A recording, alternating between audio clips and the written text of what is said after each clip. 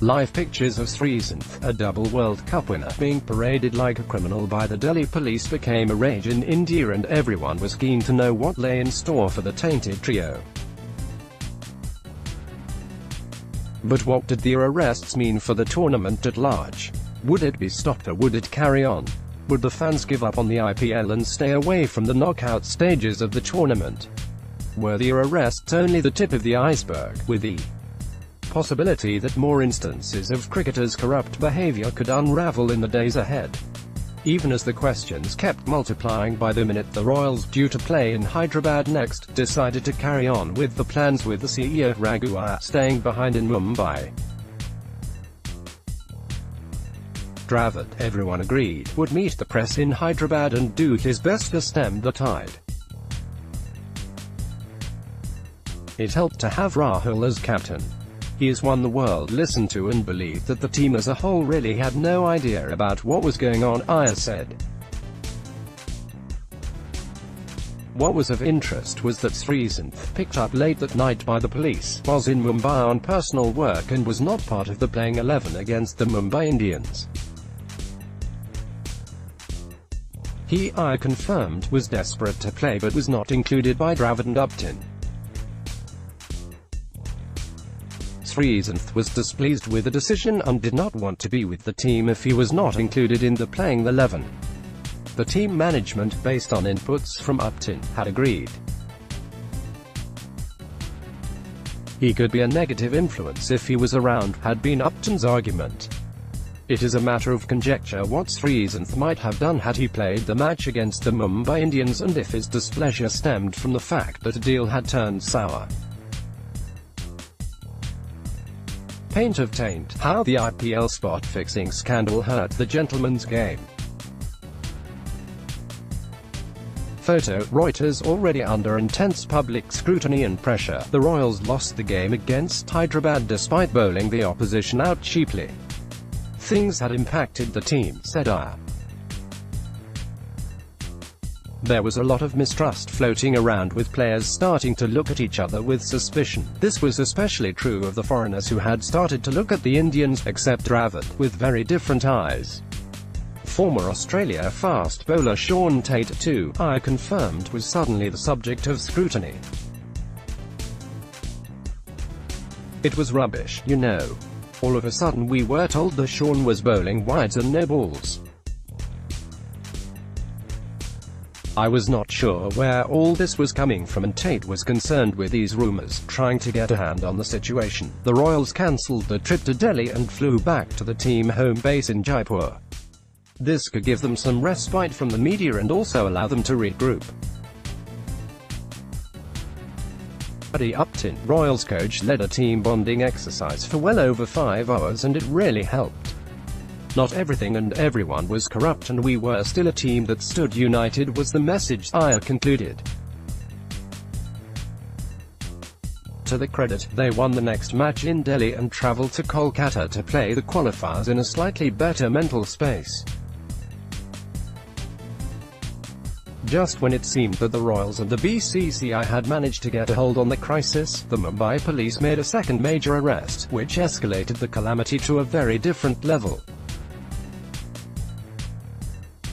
The arrest of Vindu Dara Singh, son of Dara Singh, the legendary wrestler, actor and politician, and himself a small-time actor, for his alleged association with bookies, seemed to open up a very different trail of investigation which went far beyond the BCCI's 3 rotten eggs theory. On the 23rd of May, the Mumbai police called the Chennai Super Kings (CSK) boss Gurunath Meyyappan, who is also the son-in-law of BCCI chief N. Srinivasan, for questioning. This meant the BCCI itself was now in the corruption radar.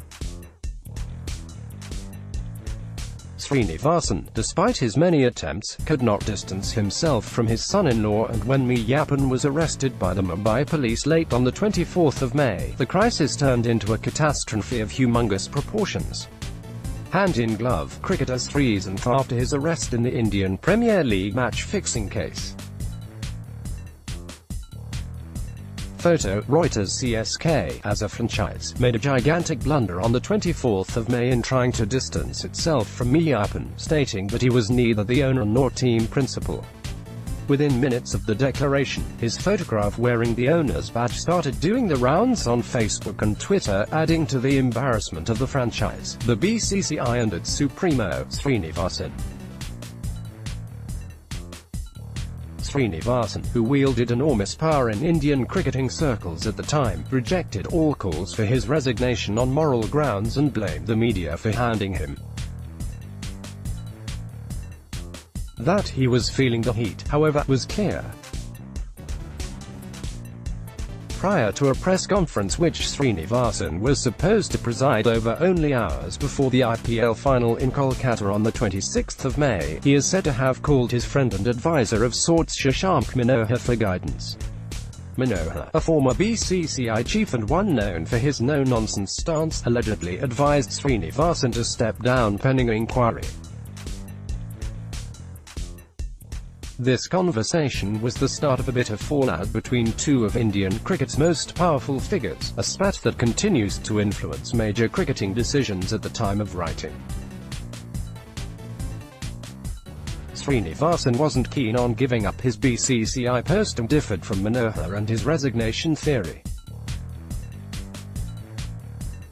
11 Gods and a Billion Indians author, Oriya Majumdar publisher, Simon.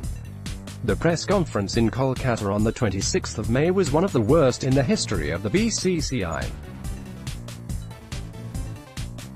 By terming Meiyappan a mere enthusiast, Srinivasan allowed the media to take pot shots at the BCCI and label it a body that lacked transparency and probity.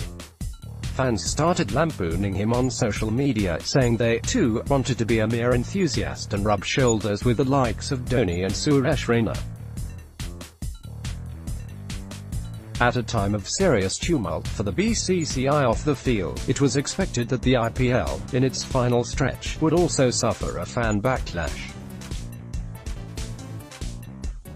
A number of Mumbai Indians players who were in Kolkata for a playoff encounter against Rajasthan on the 24th of May confessed to me that they could hardly sleep at night and were glued to the television sets following the unsavoury Meiyappan saga. Two of them even suggested that the players were in no mood to celebrate the win against the Royals, given what was going on in the country. They were apprehensive that the final against Chennai could turn out to be a damp squib with fans boycotting the game.